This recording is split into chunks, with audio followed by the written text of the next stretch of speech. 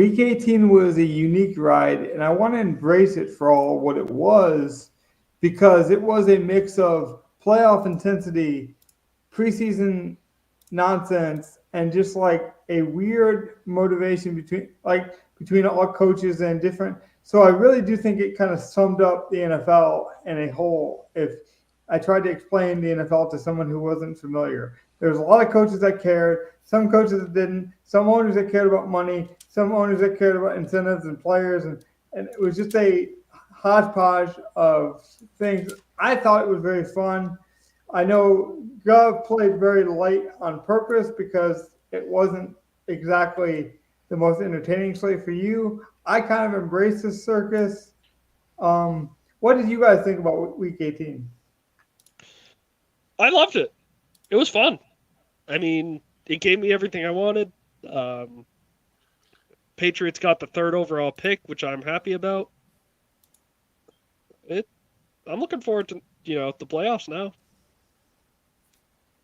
Yeah, I think the mistake is if you treat Week 18 like any other week, it's not. But if you embrace it with the right mindset, I think it can be fun.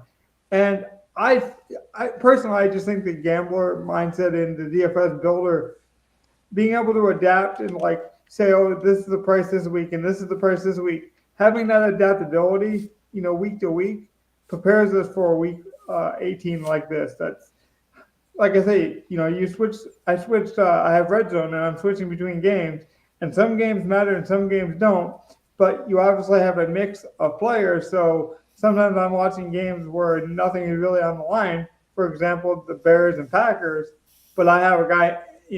I had DJ Moore in my personal lineup, so I'm watching that game, but knowing that they don't have the same intensity of like a Tampa Bay Panthers game, but then the Panthers and the Bucks like historically low points. So it's a weird week.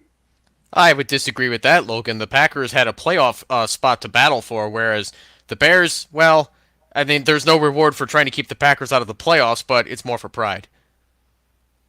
Well, no, sorry if I misspoke. That's what I mean. Like one team had everything to gain, and the other team had nothing. And like some owners and coaches are gonna care about that rivalry, others do not. We also saw Mike Vrabel come out and actually try to beat the Jags. So, like I say, this week had a little bit of everything. It just really depended on what kind of fan you were. Gov, did you have any takeaways? No, like you said, like I knew there was a lot of stuff that could happen that's not a normal week. So, like, I took a few shots on narratives like Derrick Henry's final game and stuff like that. And yeah, like you said, I played light. I didn't take it like a normal week because it's not a normal week.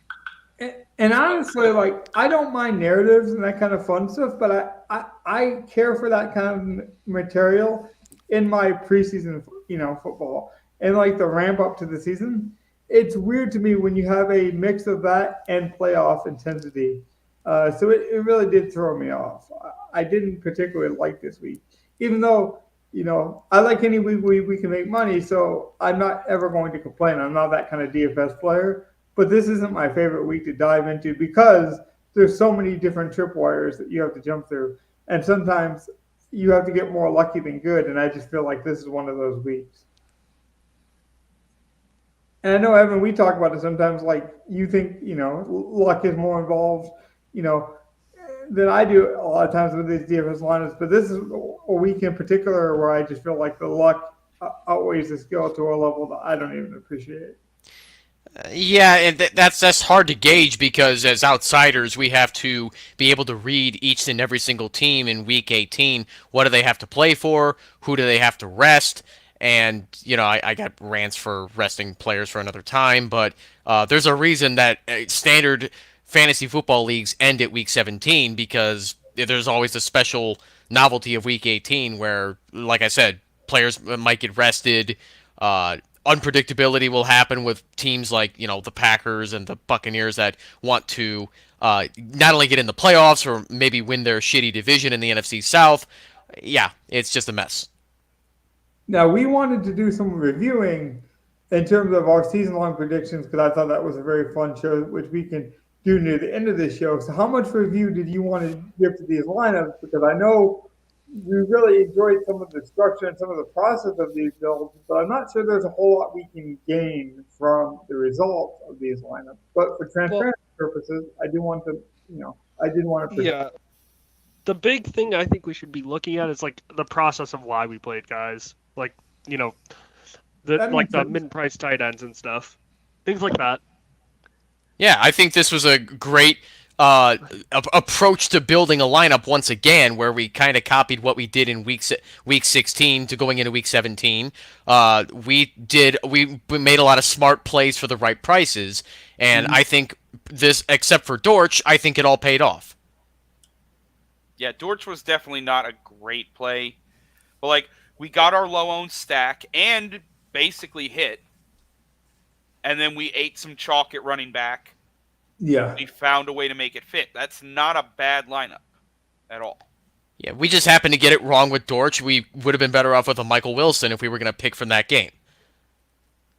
And this is not to cherry pick the results either, because like there were some very unfortunate things that could have went our way in a very different way. Like Sam Laporta got injured, midway through that game. If he stays healthy, maybe he gets another touchdown. But maybe, he could have been there and not done as well as he did. Obviously, that touchdown boosted his performance. So even because we talk about that a lot, Evan, with like lower owned guys, right? You're like, oh, he needs to fall into the end zone.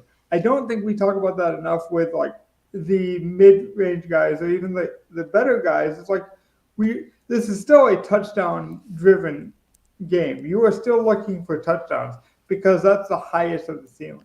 Everybody wants the touchdowns to happen, but the problem is that it's such a fluid statistic that it's not wise to try and bank off of somebody falling into the end zone.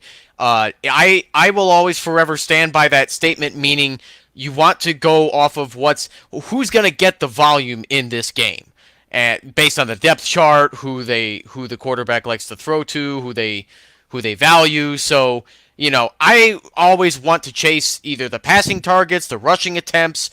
Volume is king.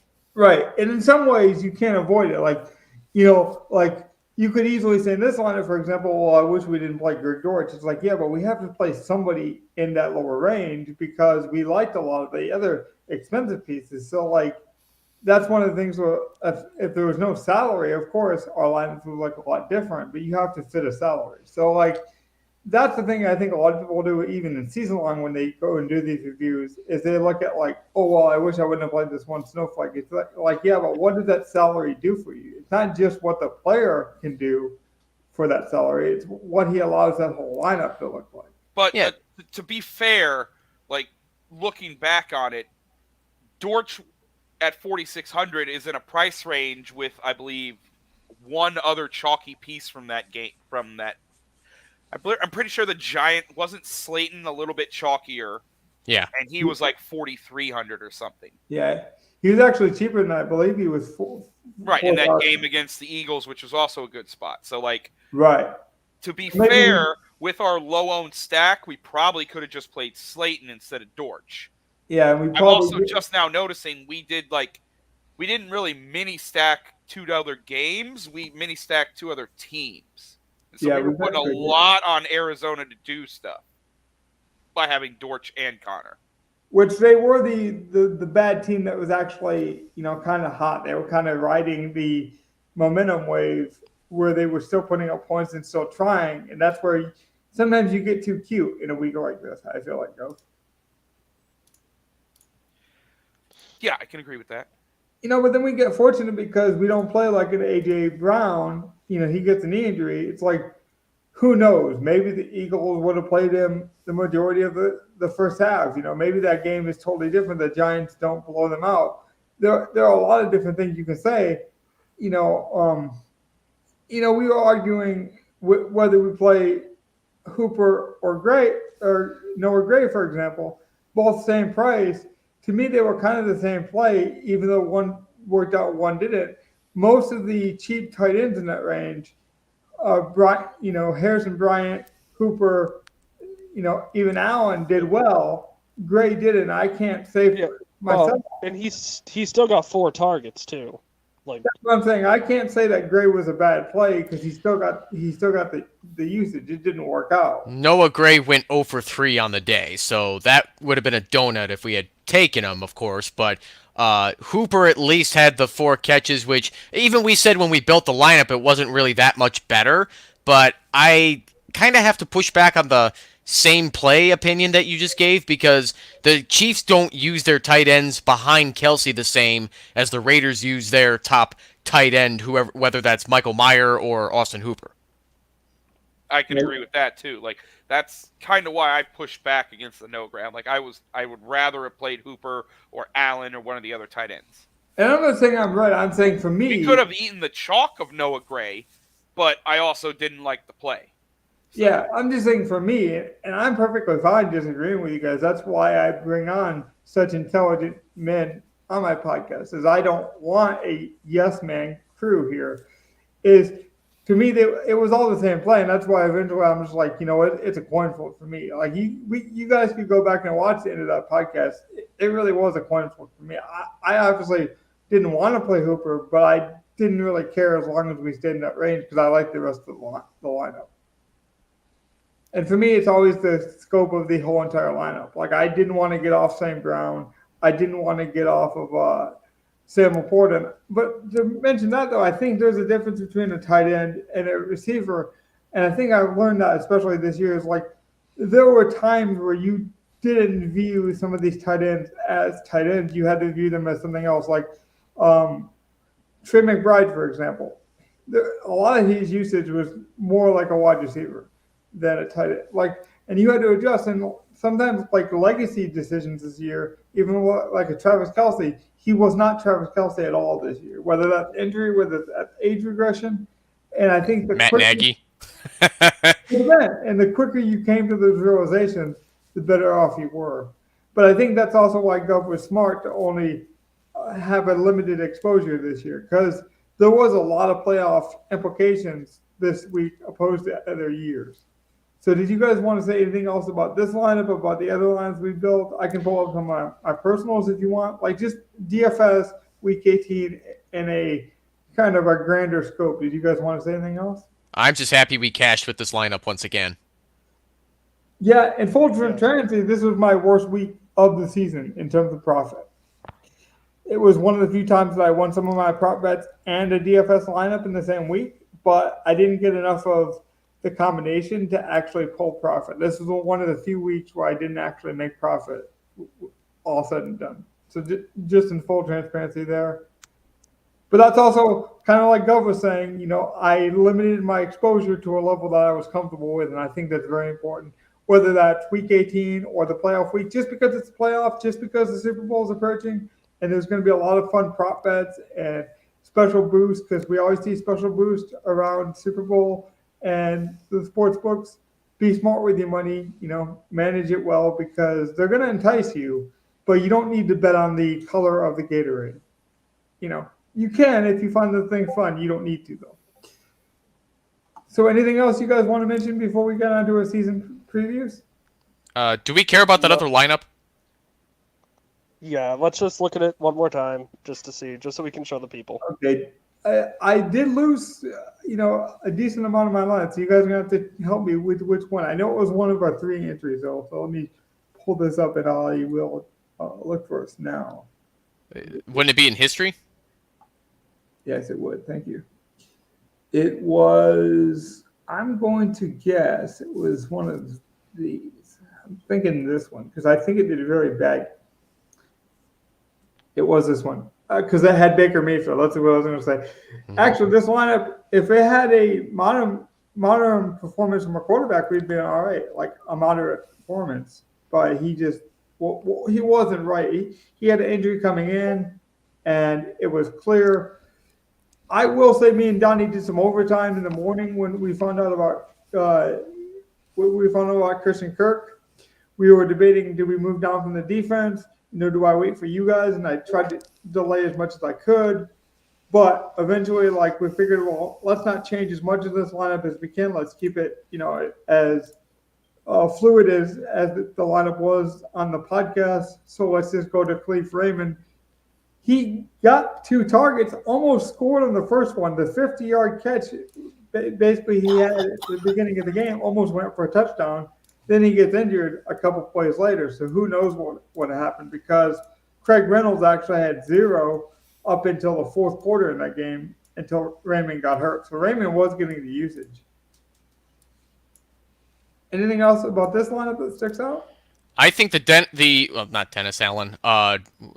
What's Allen's first name again? You mean, Davis. Davis Allen. Thank you, Gov. Yeah, Yeah, I think the Davis Allen play was good enough for the price, at least, because he still had 4 catches to barely fucking go anywhere against San Francisco's tough defense. But for a cheap tight end, I guess you can be happy enough with that with 2.4% ownership. Like, it was the same. Like, to be fair, that was sort of the same play as Hooper. Exactly. Yes. Yeah. Well, I mean, that's kind of what I said. And you guys disagree with it, the Gray thing, but I would have looped all 3 of them together. Maybe you only looped 2 of the 3. But I do think they were kind of the same play. We did know Carson Wentz did like the tight end, so I guess I was higher on Allen opposed to all the rest of them, but just slightly. And mostly due, again, to Carson Wentz just loving tight end and the ownership.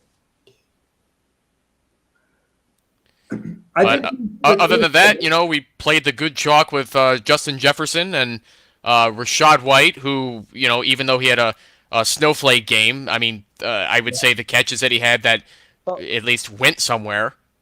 Tampa just didn't need to score, and honestly, it's just that's a weird whole fantasy game for Tampa, because that's not what you'd expect. No. I mean, even in the rest of the NFL, not many teams win 9-0.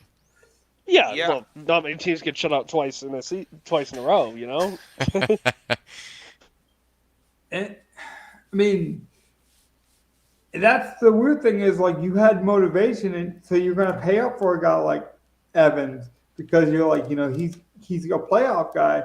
But to do that, you have to pay for a lesser-known Cleve Raymond or like, let's just say Christian Kirk would have played. You play that 3K guy.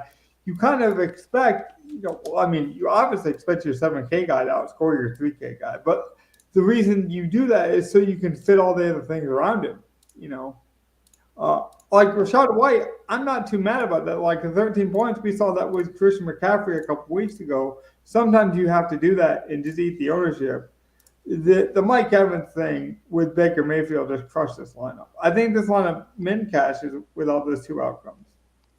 That Khalif Raymond last-minute change is so gross, but what could you do when you bank on Christian Kirk, right? Well, no, it was that, or what was the other guy? We had to move off 2 guys. We would have had to go down to the Commanders defense and then up to Craig Reynolds.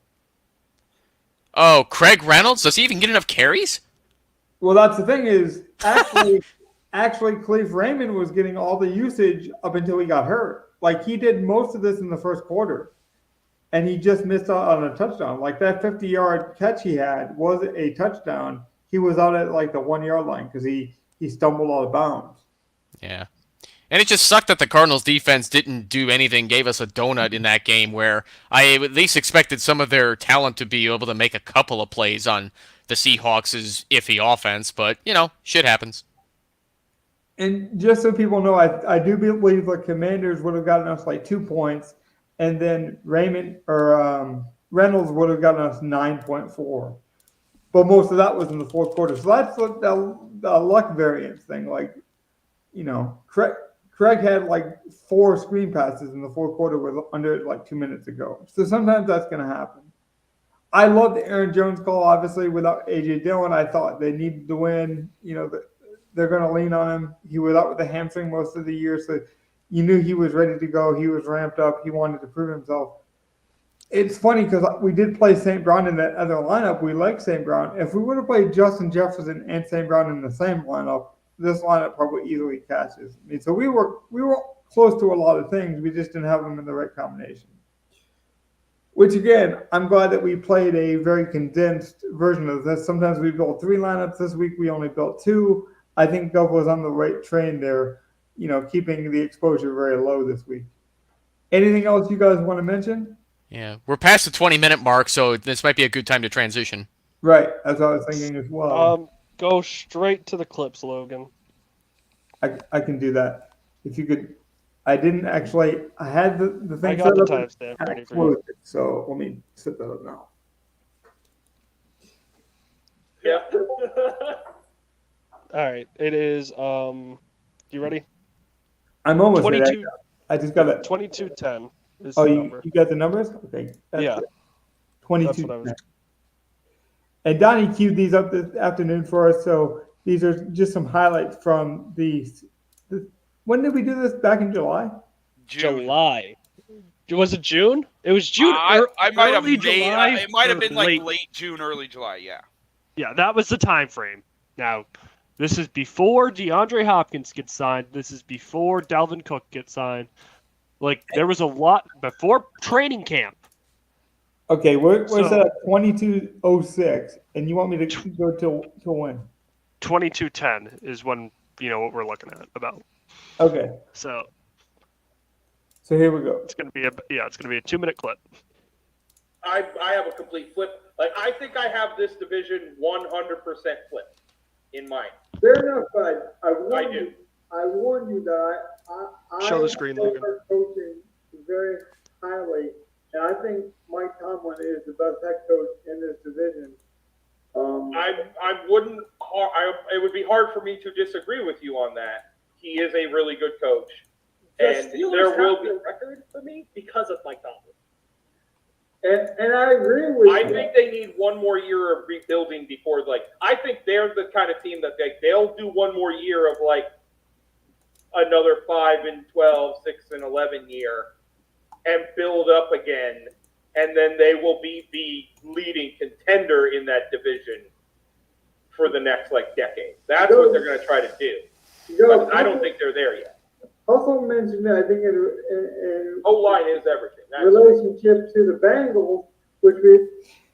Yeah, that was before we knew about the tush push. You were calling the offensive line back then. You had no idea Travis Kelce was gonna, or not Travis Kelce, Jason Kelce was gonna become a household name. Who was I talking about? Wasn't I talking about Pittsburgh? You're There? talking about Pittsburgh. Yeah, Pittsburgh. Mm-hmm. Yeah. Yeah. And in their case, So- offensive line is everything. Yeah. The AFC North is where we actually did our best, I think. And Not to be that fair, everyone had the. I kind of called it. I had that division flipped. I had Baltimore at the bottom and Cincinnati at the top. I definitely had that division flipped. Wait, you thought the Ravens were going to be last? Oh yeah, I have no faith in Lamar. Still don't. Yeah, I and had that's that, in the I had clip. that That's in Bengals, the clip as Cleveland, well. Pittsburgh, Baltimore. Or no, I Um, did have Pittsburgh last, but as I said, I had them going last, finally getting some good draft picks because they always go 8-8, and then they would have good enough players and a core that you could build around and be good for 10 years. If you trust the quarterback. I no longer think Kenny Pickett's that guy after this year. By the way, I do have the video pulled up now. My computer is set so when we are streaming, it doesn't want to use the same browser that we're streaming on, just so we don't close things. So I have that defaulted. So I had to actually transition there, but we are set up now. All right. The next clip is. Well, do you want to say something, Evan? I was about to say, Logan, I do have the screenshots here to give the people a better view. If you Well, want. I don't know if we're there yet. Sorry, never mind. No, it's fine if you want to scroll. I can show it as toggle well. between the two of them. That's why I had you pull it up before the show. 25:15 is where I want to go next for about 40 seconds. Okay, 25:15. Yes. Let's see how good I am at something this. The pre-Evan days. Close enough. Here we go. I don't think Kenny Pickett's that good. I agree. I don't disagree with Pittsburgh could totally just be 8-9 this year. I'm very high on Baltimore. And That's I'm where I have a problem. I'm not high on Lamar Jackson. I've been vocal See- of that. I have the hate of. I have the bane on Lamar Jackson that Logan has on Joe Burrow. Yeah. I Now- don't think he's very good. I don't think he's getting you anywhere. This is the thing. I do not think Lamar Jackson truly can stay healthy. We were both right, though. Yeah, we want to keep going on that clip, by the way. But Okay, but we were both right. I just want to say, on a lot Yeah. of that. Gov was right about his Steelers call out there. And at least Gov is consistent. Like that's what all I care about is transparency. Gov has never been a Lamar Jackson guy. He's not flip flopping. I appreciate that about Gov. Like I'm still waiting for his playoff flop here. that's what I'm saying, man. That's it. Like I'm like, do it in the Stuga. Do it in the playoffs. Yep. You've done nothing. honestly, MVP. You've already been MVP and had the most. You've done nothing new. Show me something that you've progressed. but Been honestly, the one seed Gov, before? Yes, they've been the 1 seed. They've Yeah. been, and he's been MVP. and I'm a huge Lamar Jackson fan, but I'm in the same boat as you, Gov, for different reasons. You want to burn the boat down. Like you don't believe in Lamar Jackson's career. I'm a believer, but it's like, dude, you basically have to prove it to Gov now that Don't think just because you went and got your money that anything's been proven. right. It's even worse because he's gotten his money because now the expectations are Now there. he got his money and then went out and had one of his best years ever. Okay, you're doing it right so far. Show me a playoff game where you don't look like a horrible quarterback. But I appreciate the shout out with the Bengals though, because I was right about Joe Burrow. I did say I wasn't a big believer in him. I thought his age was a problem. I thought his development was a problem. He had shown injuries in college, and like that was probably my best call out was the Bengals Yes. season just imploding. Yeah, I did Yep. not see that. Um, Now, I do think like if Burrow were healthy all year, that it would have been a completely different team, but that did not happen. Well, Bengals had more than just Burrow get hurt, though. They had a lot of injuries. Yeah, I mean, I was done with the whole thing. Yeah, but a lot of teams have a lot of injuries here and there. Missing a guy, missing Higgins a game, missing Chase a game. Like, you can get through that if you're stable at quarterback. But they didn't have Burrow for like the first 3 games. Then he was still easing in for a game. Then he misses the final 5 with the fucking finger thing. You know what? Like, you basically didn't have Burrow all year.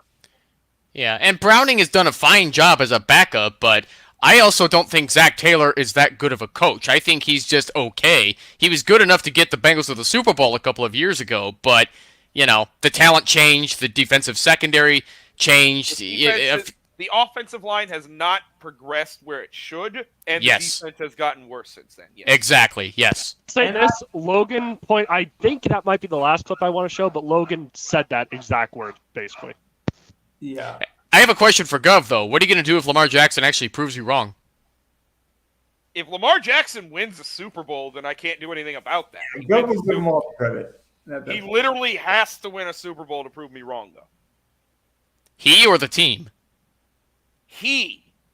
If they win a Super Bowl and he doesn't throw for 200 yards, then I'm proven right. I'm kind of with you, Gov. Like, If- it's if- hard- Well, they hold win a on. Super Bowl and he's a What if he running rushes for quarterback? 100? What if he Yes. rushes for 100 and throws He for can 106? rush for 4 touchdowns. The team scheme won. And I could have put Kaepernick or any good running quarterback on that Yeah. team that had a decent arm. I was going There- to I say that. guarantee it. They're not as good as Lamar, though, with that. To be fair, though, you can disagree with Gov on that point, but that's been his point since day one. I will defend him on that because I've known him that long. You've always said, like, you've never discounted his ability to run the ball, but you've No, never he's thought was. extremely athletic. But you And, didn't- like, I have not, like, the closest thing I've seen to that winning a Super Bowl was Cam and my Panthers against Denver. But even then, Cam had one of his most prolific No. passing seasons when they went to the let's Super Bowl. not forget, Cam was also known to be extremely inaccurate. Yes. As to where Lamar at least is a respectable accuracy. I've And seen this year he was Cam, incredible. and I, again, I watched every game of Cam. I've seen him be inaccurate. Not even going to disagree with that. I've also seen Lamar be highly inaccurate. I When he have was not younger, seen but Lamar- his completion percentage has skyrocketed. Yeah, and the addition of Zay Flowers is exactly what they needed, too. Oh, and they got rid of Greg Roman. No, I'm with you. I trust me. I am on the opposite end of the fandom when it comes to Lamar Jackson thing. But all these additions are cute, but it's got to pay off. Yep. It's fun because me and Gov are like we have the same ticket. We just have different seatings. Like I'm in the cheer section. Gov's in the like. I'm the old man. I knew this was going to happen. You're just basically saying, like, to me, Lamar Jackson is athletically gifted, like beyond something I've seen before. To you, though, he's just an athletic quarterback, just like Michael Vick or any these other guys. Like, He has a skill and talent in Right. that. I have not seen him have that skill and talent throwing the ball. Yeah, Right. that's really I'll good. just say this. Like, at least The not to difference to me- a level that I expect from a Super Bowl winning quarterback. I've The seen year- plenty of athletic quarterbacks go very far and not have that talent. And he has shown that winning multiple MVPs. But Yeah. I need to see him actually do quarterback things that I expect when I'm watching My- football. And My whenever he gets those chances, he's either missed on them or this year specifically, and I would dare anyone to go back and watch the tape at how good his receivers were this year at catching his not stupidly accurate balls. Like, even in the last game we saw, the one-handed catches his tight end, the big body tight end where you have the biggest window to throw to of anyone, and you throw it in a spot where he has to make a one-handed catch. Yeah. Like, that's inaccuracy. And that is stuff that Lamar always does, and it's not getting pointed out this year. That's my big, only thing. It's an angering thing. I saw it get pointed out in the preseason of Cam's rookie year. They were talking about his inaccuracy. And he comes and drops 5 dimes to Steve Smith in the first 2 weeks. And still people won't shut up about his inaccuracy. Yet I see wide receivers make great plays for Lamar, and no one says anything about it being a foot over the dude's head where he has to make a one-handed catch. Gov. You have to understand, Cam Newton, even his MVP year only threw 59% completion percentage. That's because he had no wide receivers, and he's chucking it downfield to Ted Ginn. Okay. His best season, he had 2 seasons over 65%. His whole career, Lamar Jackson's already hit that. In half the time. He's more accurate than Cam. He has been. But to that point, though, I would say that, like, the polarization is definitely there. Like, we've seen that too. I was a huge Cam Newton hater. Like, I was as bad about Cam Newton as Gov is about Lamar Jackson. But that's what I'm saying. The polls, like, for whatever reason, you got to admit these quarterbacks, whether it be Lamar Jackson and Cam Newton, you know, they get your attention, and they usually are just a scheme fit for people. Like, I have a friend, for example, who just doesn't like strong arm quarterbacks. So he's never going to give Matthew Stafford his due credit. He's always going to discredit. It's gunslingers, not strong arm, then, right? It's Right. a gunslinger type. So, like, Josh Allen drives him nuts, and like, everyone has their style profile, and like, that's okay as long as you acknowledge that, and like, hey, I need you to overcome that. Let's finish the Ravens clip, and then we could like just drop the Ravens because it's it's too polarizing for the show.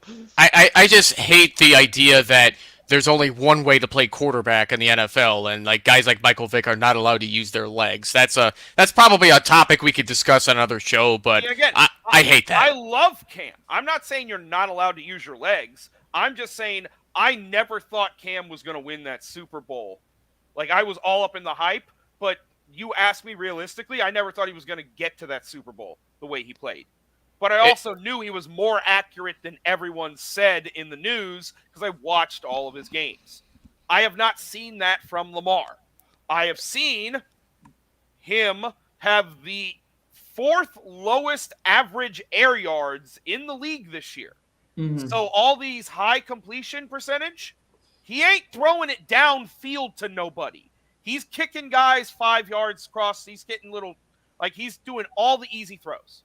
And that gives him a high completion percentage. And they that's work. A smart move. But Miami's doing that's the because same it's thing smart, with Tua. yeah. I'm not saying it's not a smart move, but that doesn't mean you're a good passer. Like, this is why we need to look how good of a passer is Tua. Or can he just get it out quick and accurately? All right? There is a difference. I've seen quarterbacks do both. That was actually one of the things Brady was good at. he could get it out quick and accurately, or if he had the time to stand in the pocket, he also could throw an accurate 30-yard deep ball and drop it into someone. And that's where I'll give this. Eli could do that kind of shit. Peyton was great at that kind of shit. Just being accurate, but also being able to hit everywhere on the field accurately. And those guys do not grow on trees. Exactly. And like that's what makes a guy special at quarterback. There will always be another athletic quarterback. There will not always be another accurate passing quarterback that is also athletic. So, like, Lamar needs to prove to me that he's taking those next steps. But from what I've seen, it's not like he's taken a giant step forward this year. He's just the same dude he's been, which is winning an MVP in the regular season. And that's all, and that's where I'm at. That's what I love about this podcast. And I've told you from day one, we're trying to create a barbershop where it's like we come in for this shared camaraderie of football, and then we all have our own styles and our own takes and our own way to, prepare ourselves. And like, I'm not going to try to say that you're right or wrong. I have different opinions, and like, I embrace that difference, but not so I can prove you wrong or prove my point more right than yours. Like, I don't want to do that for a take thing. I just want to present a healthy diagram of football and then like help people build processes. Like earlier this year, for example, this one guy was like, well, I want to play you for your bankroll on DFS. And I'm like, dude, like if that's your goal is to find like lower podcasts and try to like play people for their bankroll on podcasts and streams to get notoriety, that's not what we do here. We're trying to build a process. We're trying to show you authentically how we would do things. And like, obviously the way Donnie would build a roster would be different than the way Gov would do it. I bring both of them to this podcast. I allow both of them to speak on it, and then you get the results. And Evan has the prediction, standings pulled up, and that's what we did. We went through and we predicted what we thought was going to happen. Obviously, there were some things we were right about. There were some things we were wrong about. But I do think it was constructed smartly. And that's what I appreciate about all of you guys. Like me and Evan rarely agree on anything, but we always have approached things in a very smart way. I've never thought Evan had a dumb take, ever. Even though I might agree with, I don't know, maybe 25% of what you say. Or definitely how you say it. Like, me and you might agree with how to get there, but we don't drive the same vehicle, Evan. So, yeah, like you can recognize that I put some thought behind it rather than just like a quick ESPN hot take designed to infuriate audiences rather than have real thought. Right. And that's what I like about this discussion is like, I'm not trying to tell Gov that he should be a Lamar Jackson fan. If he's like, all I want him to do is say, hey, I'm a smart DFS player. This is how I build lineups. Well, I use projections. I don't, That's the cool. reason why I can bear listening to Gov talk about Lamar Jackson is because he's willing to say there's a possibility the dude can prove me wrong. Oh yeah, and like if you're willing to say that, you have fair game. Like he has the ability to prove me wrong. He's on the track to do it, but he still has to do it. What I appreciate about you two, I'm not going to be like, oh, he might clear.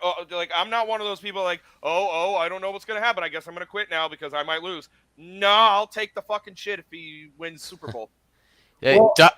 Donnie, I will have a confession about your Tom Brady, too.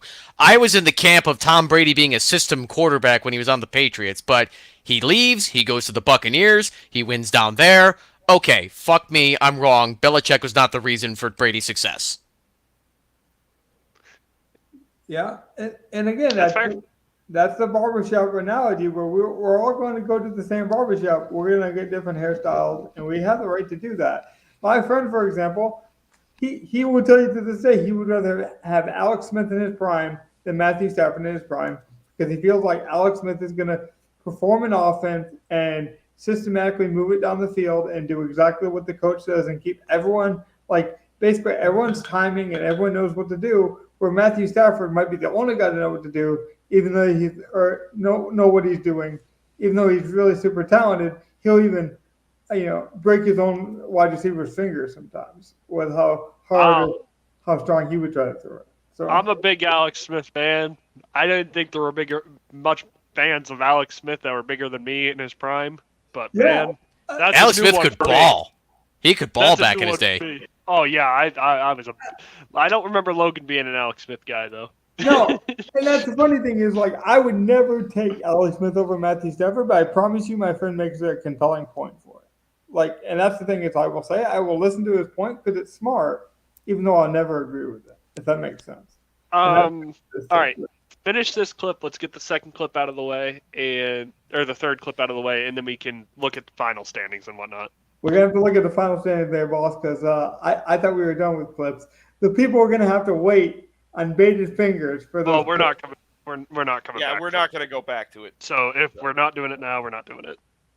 Well, I'll tell you what. We had like 75 subscribers then. We have 103 subscribers now. If you want to go back and watch some good content, that's actually a very good show. That speaks to our growth. We didn't even have Evan back then. But Evan, you can break down some of these predictions we had. You have some of the screenshots. What do you think about some of the as we review these predictions? I wouldn't say anything you guys put together surprised me based on personal biases or just what teams looked like back in June and July before we saw any of them even fucking take the field in preseason. And, they made sense based on what we learned last year and the offseason moves that were made right around that time. Yeah. I do want to say this about, like, I had the Patriots at the 6th seed. And Logan said this about one of the other teams. I think he said this about the Lions with one of the players. I played with the impression that the Patriots were going to get one of, if not both, of Hopkins and Cook. That's how I played. I went all in on that.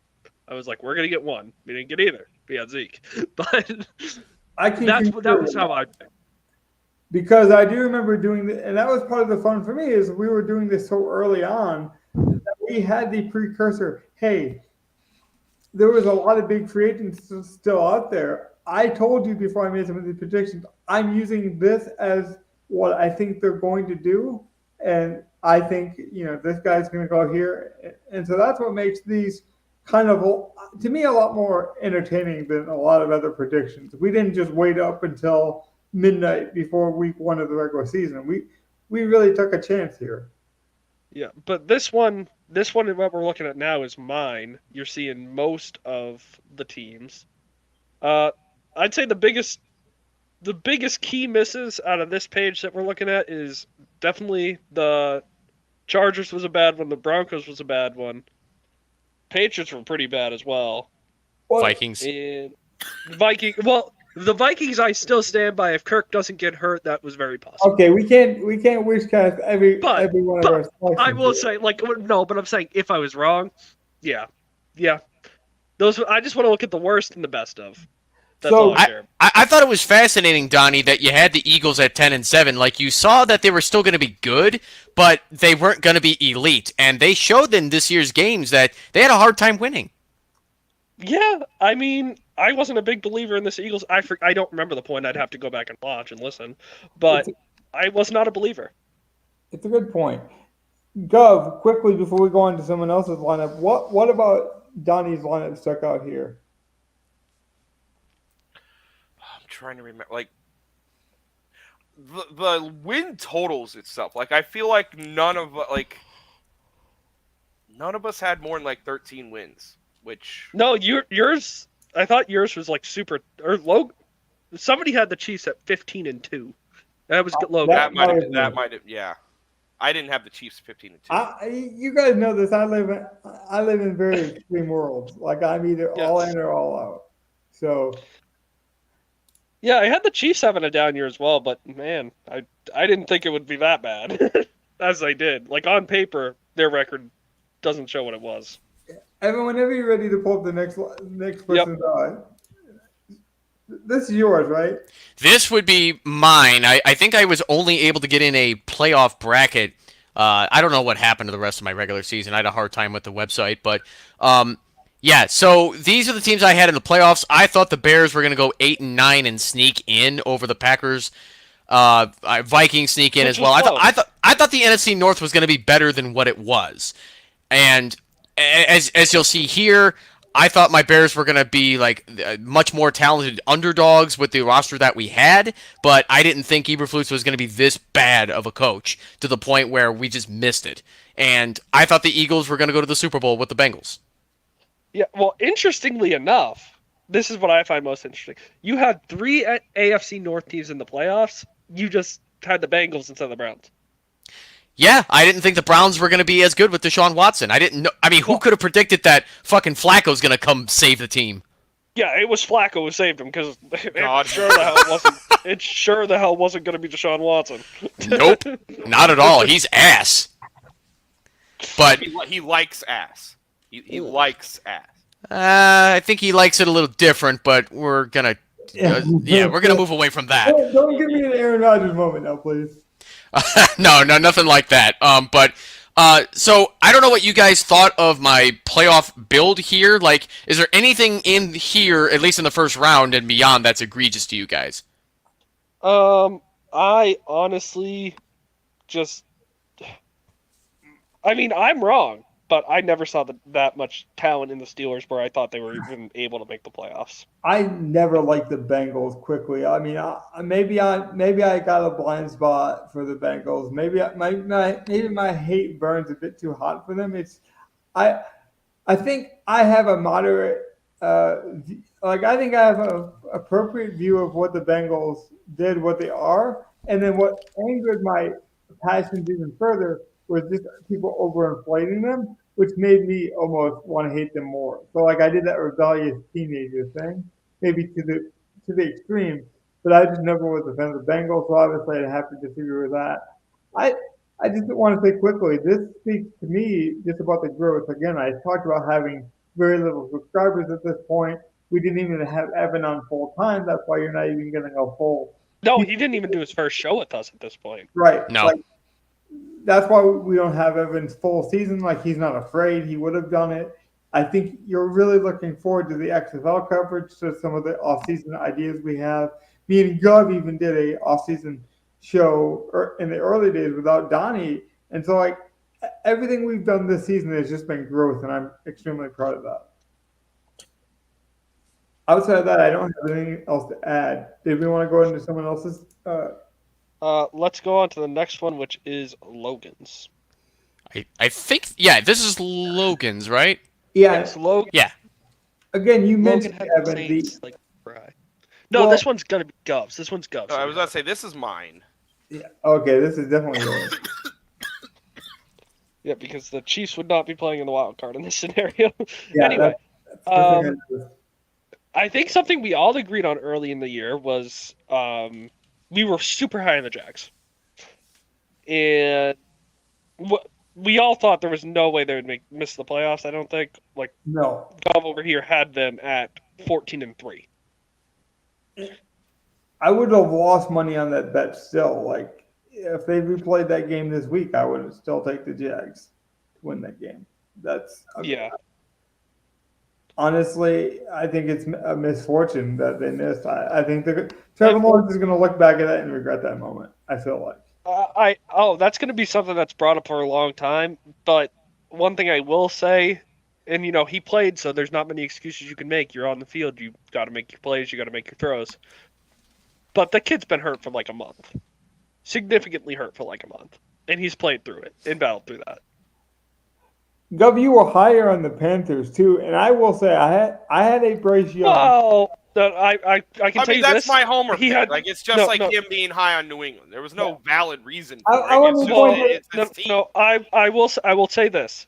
Gov it says it's higher on the Panthers. We can say that, but he had up 8-9 winning the division. I know that for a fact. Tied No, with New Orleans, basically getting in because of tiebreaker. No, I was just going to mention that is a homer pick for you, but I'll do you one better. I had a Bryce Young to have more touchdown passes than C.J. Stroud. That was dumb. I would have told you that on draft day. So I'm pretty sure I did.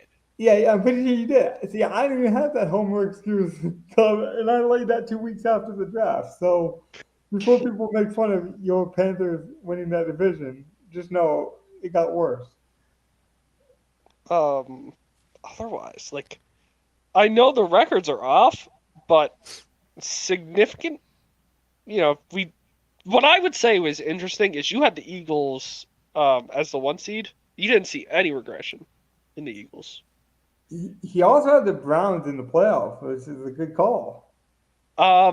Yeah, funny story because I went through about a half of the podcast. He said, obviously we know coming in we all expected Nick Chubb. I was a little bit lower than you guys, but Gov said this was like gonna be at worst his last great year. Yeah. Which And then he might be busts his coming knee to in, like, fruition. week 3 or 4. Yes, it might be coming to fruition. Like he was on pace to have a great year, and he had a career-altering If injury. he comes back, Good. he'll still be fine. Since you I'm did sure. mention it, The I way think- he runs and everything, he'll still be able And to finish out. Your reasoning for the Browns making the playoffs, though, was They're if gonna, there's a they're solid gonna play run tough game- and have a great defense and Yeah. and it's gonna run crap. game, and Watson was not going to be that bad. Exactly. Like, And it didn't that- matter that- if Watson was that bad. Every other quarterback was just not that bad. yes. But I do think it's funny. Like we both were very adamant that we expect Watson to play well. We just needed to see him, play well again. But man, were we wrong. He was awful this year. yeah, that's the thing is you can't even blame that one on injury. We saw it, and he just looked bad. Yeah. Yeah. Yeah. Um, No, he was just bad. Oh man. and this is the other one for Gov. Yeah. For some Logan's reason, is the right first above one's Ghost. still cut off like the very top. Yeah. Yeah. So for anyone who didn't realize, like if you go back to the first one, anyone who can't see, I do have I believe that is Seattle. It's tough because StreamYard is like blocking it, but like Yeah, it is Seattle, I believe. I actually had Seattle winning that division and over San Fran. as Evan transitions these screenshots, I will say we had it all set up. These were supposed to be saved. This website let us down. Evan kind of mentioned it Or before. it's just hidden behind there and I can't tell. We thought we were getting a really good framework with this website, and for whatever reason, I didn't know that it reset, but if we set it up, here's what we need to do next year, and which I want to go back. I'm to about to this, I say don't we'll know. talk about off air, but we know we Yeah. need to like change everything. Yeah, Yeah, we got. but we will probably just have to save this beforehand if we do it again. And I think this is Logan's, if I'm not mistaken. Oh no, Logan? because I'm No. sorry, that's 14-3. That's Bengals. Yes. So Logan has the Saints 14-3. It's right above Govs in Discord. Yeah, I had the Saints high, and I had the Bengals losing their division. I So might it have be easier. I might have missed it then, if that's it. Yeah, Yeah. 14-3. This is Logan's. This is mine. Look at these playoff teams now. I have to say, I nailed the playoffs pretty close. Yeah, I felt pretty good about mine too, man. The thing I will get you on, and we were getting on you this before too. That Saints 14-3 was wild. And what made you think the Commanders were going to go 10-6? Well, there was a game that he missed, but yeah, 10-7 I think is what we changed it to at the end. Yeah. But- Well, either way, like having an above 500 record like that. Yeah, he missed like a divisional game somewhere Yeah, I missed a division game somewhere. Against against the the Eagles, Eagles. Yeah. Honestly, I was low on the Eagles, and I was very low on the Giants, and I just felt like I thought the Commanders had the chance to surprise some teams given that new ownership. Yeah, I didn't blame you for that, but you were also a Sam Howell believer, and I don't see why people Yeah. still wouldn't be. I think the Sam Howell believers are still Sam Howell believers. I've actually bought into Sam Howell's earned another year because I was Like- not a believer in the kid at all. Yeah, honestly, I think he deserves another year. I think the Commanders do some very unique things. And I'm like, I just feel like they would be the team to do like a crazy trade or, do a weird we're going to actually try mid-season. Funny enough, they hire the NBA executives, so they did do some unique things this week. They just waited until after the season to do them. That's another story for another day. I'd like to get into some of that actually in the offseason, but that's the reason for that. And then this is the rest of Logan's lineups here, where you had my Bears at 4-13. That hurts so bad. I will say I was the lowest on the Jags and the highest on the Texans. And I'm really, really happy about the Bengals call out. Now, I was dead wrong about the Saints. Yeah, there was a couple, and I do know this for a fact. The fact that the Bucks made the playoffs and Dub had them as the number one overall pick. That's Yeah. a fun one. Like, it's so funny early in the year. We just have Yeah, no that was idea. Yeah. That was definitely Cubs worse. My whole There's so many division. bad That's ones. the one I had a bias against my division. So like, yeah, that's the one I got the worst. Speaking of fandom and division, Other than Cincinnati, like being a high seed, that was the one I got the worst on. I will say, so far, I don't know about what you guys' brackets look like. I nor do I care. My bracket's still alive, baby. I had the Ravens beating the Niners. My Final Four is still alive, actually. hey, my Super Bowl picks are alive. Are they? Because my I have- Final Four was Ravens, Bills, Niners, Eagles. I have Kansas City. I have Kansas City, Los Angeles. That's true. And those are, I do think the Rams are the best dark horse. If you're going to go for a dark horse, they are the ones to root for, I guess. Because they have the best chance to beat the Niners in the NFC, in my opinion. I actually think it's the winner of that game. I think the Lions or the Rams could surprise a lot of teams, just given how hyper focused they are at what they're good at. I think the Lions have ceiling for this year. But that's just how I feel. Logan, I thought it was just interesting that with the NFC North, you thought the only good team was going to be the Lions above 500, and everybody else was just going to be below 500. Yeah. Yeah, Logan is the biggest Vikings hater I've ever seen coming in. Oh, I hate the fucking Vikings too. I didn't think they No. were going to be that bad. No, he No. was like, Kirk Cousins is awful. They're not going to be able to win with him. They And did. They were 500 with him, but That's not a That's winning different. record there, sir. they still won good games. they would have had a playoff chance either way. Yeah. Otherwise, I think we did a pretty good job overall, considering this was before training camp injuries and everything. I'm really impressed with how this went. I thought it was a great exercise. In the Yeah, it was. offseason. It was a fun exercise. And again, I'll just And mention, I do like just seeing how wrong and how right we were in some areas. But I do have more fun with the wrong. honestly, Donnie, if there was a show I'd go back and watch, it would be this one, just for the hilarity of the takes. And I just want to mention really quickly, we're going to get out of here with before the hour mark, hopefully. But again, we had 83 subscribers when we did this podcast. We now have 103. So thanks for the growth. But seriously, if you want to laugh, go back and watch the show. It was a good one. Before we go, do we want to just cover the finals of the spread picks? Oh, yes. I completely forgot. It is not the finals, by the way. We have one more week. We're going to pick one. Yes, we have one more week. It is a very important week. I can pull up spreads. All right. I'll just start reading it off my screen. The group pick finished at 10-9. I do not know if we'll go back to them. We might in the playoffs if we have a severe consensus after next week. But we won't be doing a wild card group pick. Logan is at 15-20-1, standing in last place right now.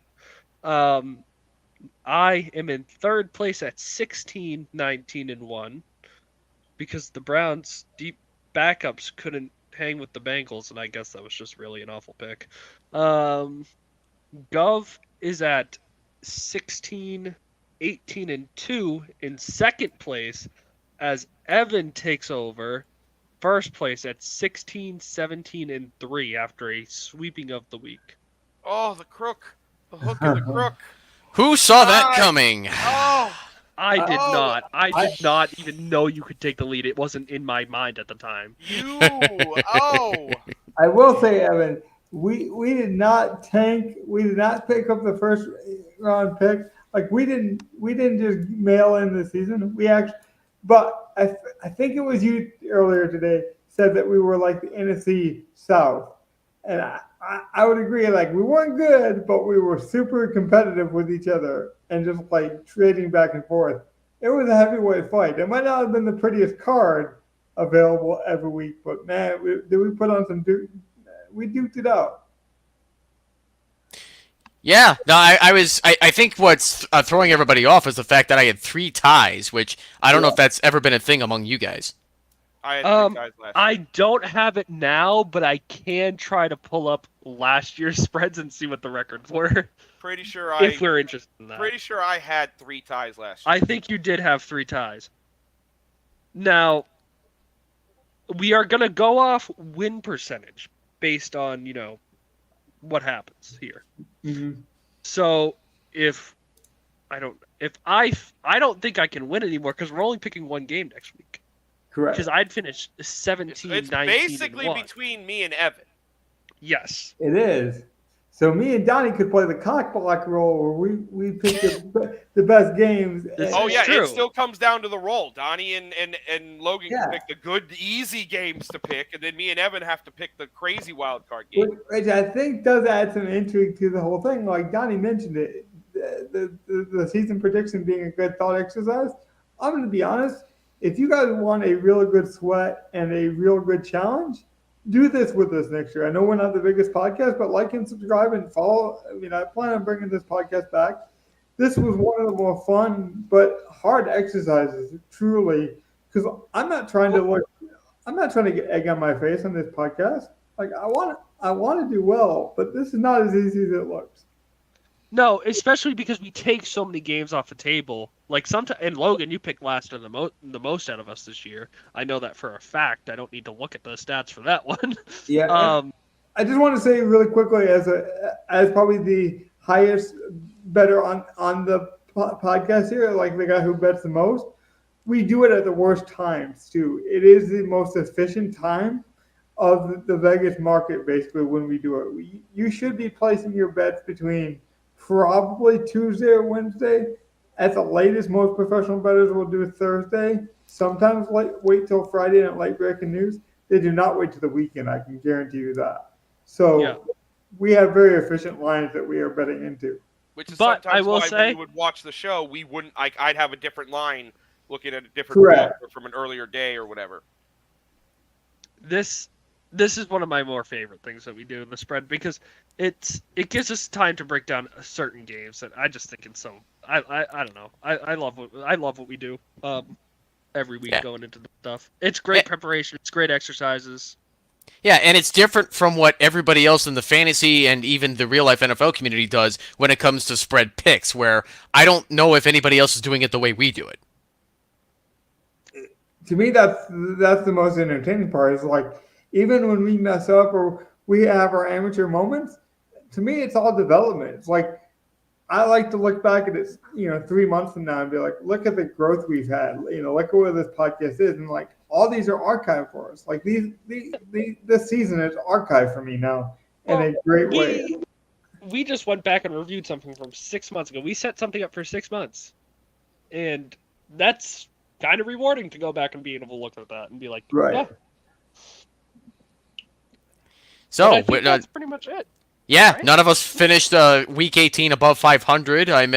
My win percentage is 48.6, going all the way down to Logan, who's at 43%. Yep, and Evan, Mr. 1 for 1 himself, has a chance to finish at exactly 500 next week. I will fucking take So- that if I can. No, It's a tough exercise though when you're taking so many games out. And we actually all pretty much got better going in late in the year, which I think is very fun. I will say, when we first did this podcast, I think the first 5 podcasts, I could not get under an hour. I did tell you I was going to try to wrap up within the hour. Of course, we go a bit over, but we are getting better. We are wrapping our presents a bit smoother these days. We are putting nice bows on them. So I don't want to go too long here. I know we're busy. We got a lot going on. I do not want to do a show during the playoffs. So if we can work a show, we will bring you a playoff edition, a wild card edition at some point. Even if I have to do a solo show or some variation of the show, I want to do that, but I want to make sure we have the time for it and it makes sense and it's actually a good show. Like I'm always, especially when it comes to lineups, I want to provide a good lineup for you guys. I don't want to just come on here and shoot the shit. I actually want to give you a good process. So if we can get that done this week, we'll do that. I'll keep you guys abridged on Twitter. For that being said, though, I think I'm done for the night. Like I said, I know you guys are busy. So if you guys got anything else to say to the people, otherwise it's been a great season. Like and subscribe, and we'll see you next time. Later, everybody. Not everybody. Drake May, new Patriots quarterback. Upcoming. No, keep the faith, go Bears, right? Evan, that's who they're going to take. It's Next season. There's always next season. Or if you're my Panthers, there's 2026. Or if you're Yeah. my Lions, there's this weekend, which sounds weird that I have the one team of all the whole podcast, but maybe this is my year, Maybe. Yeah, let's go Lions.